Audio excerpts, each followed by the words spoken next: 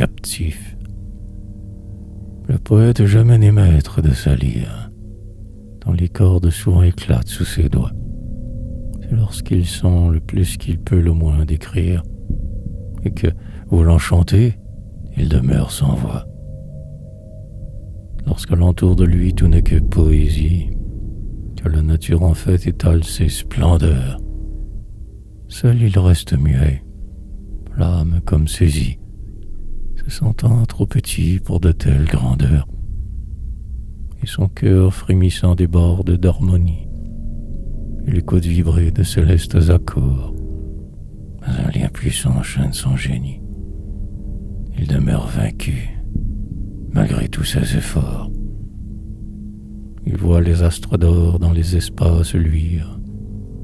Il voit le grand ciel bleu se mirer dans les flots. Il entend leur langage et ne peut le traduire que par d'amers soupirs, pareils à des sanglots. Ah, nul ne peut savoir ce qu'il souffre en lui-même, aux heures d'impuissance où, malgré son désir, il comprend, envahi par un regret suprême, qu'il touche à l'idéal sans pouvoir le saisir.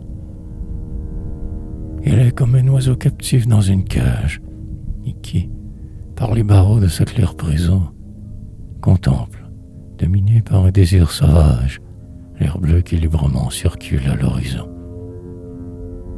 C'est en vain qu'il voudrait s'élever dans l'espace, se perdre en cet azur dont il se voit banni.